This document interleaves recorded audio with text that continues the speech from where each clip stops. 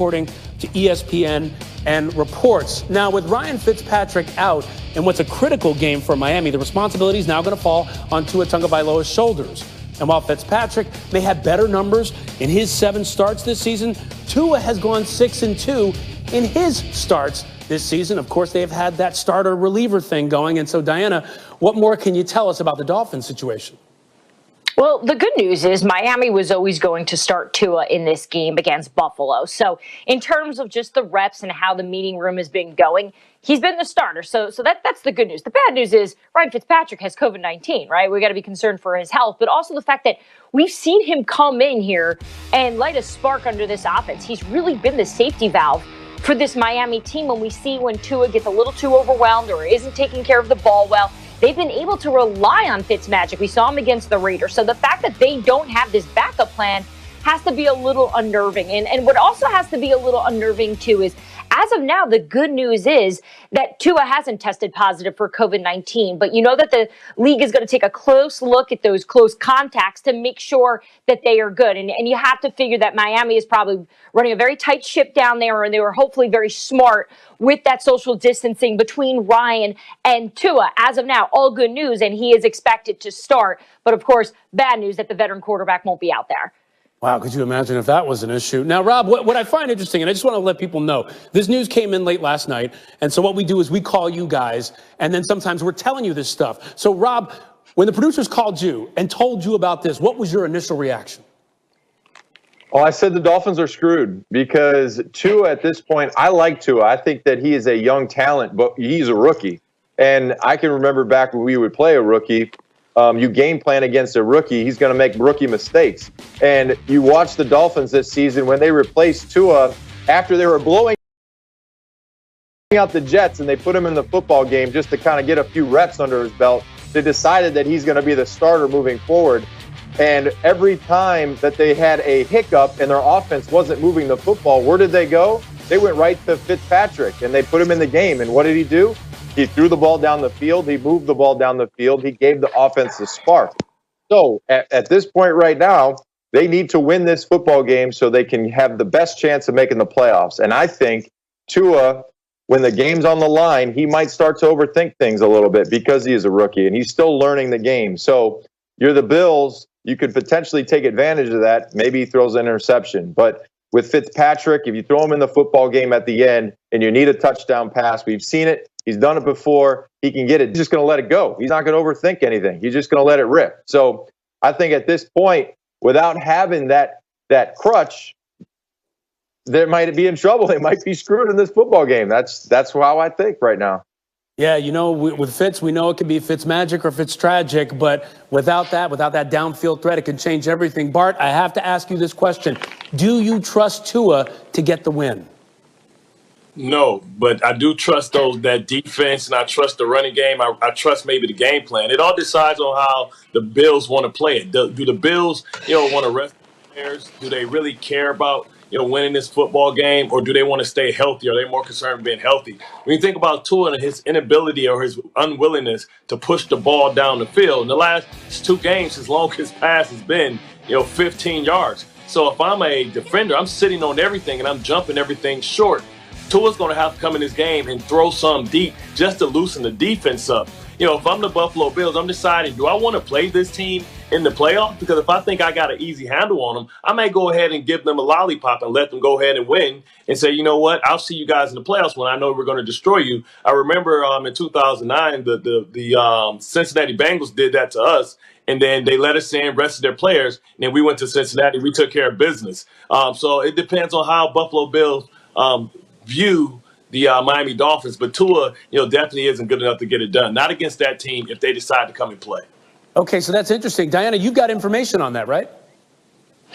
Well, right now, head coach Sean McDermott, he does a really good job of keeping things really quiet. You don't get a lot of leaks out of Buffalo. But he did show his hand a little bit in an interview yesterday with a local radio station in Buffalo, saying we're going to do what's best for our players. And Bart kind of alluded to what would be best for this Buffalo Bills team right now with the playoffs. That's going to be resting them, right? So resting a lot of their key players. So really for Miami right now, while they have their fingers crossed that Tua doesn't have COVID-19 or at least wasn't in close contact, their other hand is, or their fingers on their other hand are probably crossed as well, that those starters in Buffalo aren't going to be out there because we know how good that defense has been over the last few weeks. So we'll know more soon, but the fact that coach sort of showed his cards just a bit there tells you that Buffalo's at least considering not playing their superstars. Wow. And when you think about Tua possibly being questioned and all of this and what's going on with the Browns, that's 2020 in a nutshell. Guys, we're in 2021. Hopefully it's going to be different this year. But Diana, let's run the hurry up. I want to get some NFL news going, some news and notes. Diana, what's the latest on Washington's Terry McLaurin? All right, so really good news for Washington's offense here. Alex Smith was out on the field yesterday taking first-team reps. I'm actually getting a text right now from somebody in Washington just saying it's trending in that direction. It's still too early, though, for us to make the call on whether Alex Smith will be the starter. So we know that he's still dealing with that calf injury, and you know they are not going to want to put him out there unless he's 100%. Meantime, Keenan Allen. So we know that he's been dealing with an ankle injury. Well, he also popped up on the COVID-19 list, which is so unfortunate because he has had a spectacular season with his rookie quarterback. He's led that offense, but he will be out this Sunday dealing not only just with that ankle injury, but because he is on that COVID-19 list as of now. And then meantime, you have Kyler Murray. So Ryan, earlier in the week, we were talking all about how Cliff Kingsbury was very optimistic, which seemed crazy because we saw that leg injury that Kyler had against the 49ers late in the game. Well, Kyler just came right out in his press conference and was like, yep, I'm playing. So even though we had hopes, some of us had hopes that perhaps that, you know, we would see that backup quarterback who's got a lot of buzz in the league because he's got some good legs when he played in Canada. But in the end, they're going to get their starter. And we know this offense is successful when Kyler Murray is there. It is built around him. So really good news for Arizona, the quarterback, telling everybody he's going to be playing on Sunday.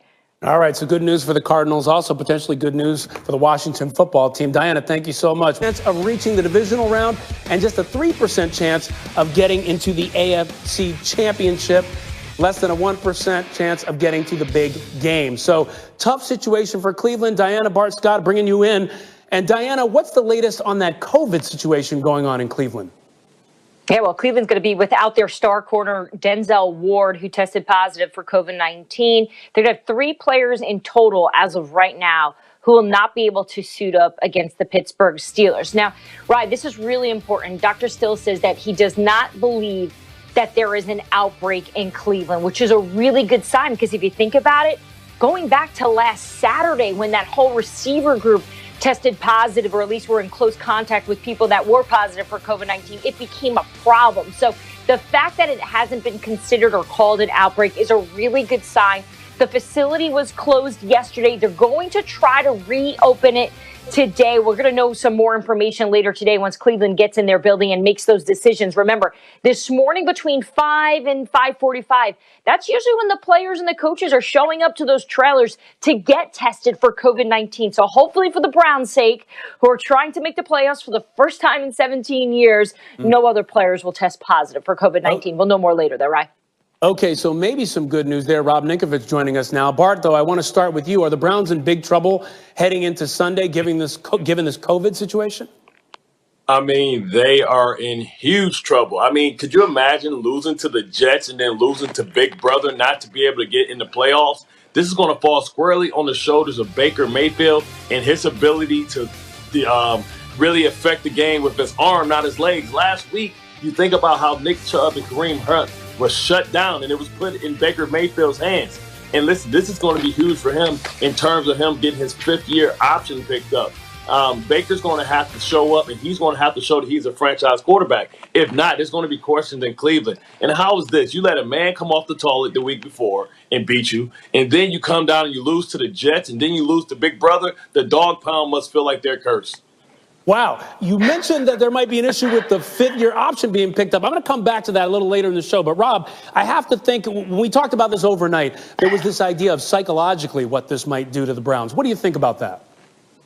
Yeah, I mean, I think at this point right now, they're mentally kind of in the tank. It's going to be really hard after you lose to the Jets. When you had control of your destiny, you could have gone out there, just win. That's all you got to do. You just got to win, and you have to run the football. You don't put it in Baker's hands. We've seen him fumble these balls away more than one time. So when I think about the Browns, they went from having their own path to where they can control their destiny right now, they lose to the Jets, going to play a Steelers team, which that rivalry there, I don't care who's the starting quarterback. I don't care. It's going to be when the Browns walk into the stadium and it's the Steelers, those two teams do not like each other. So I don't care if the Steelers have the #1 overall seed and they have a first-round bye. They're still going to play the Browns.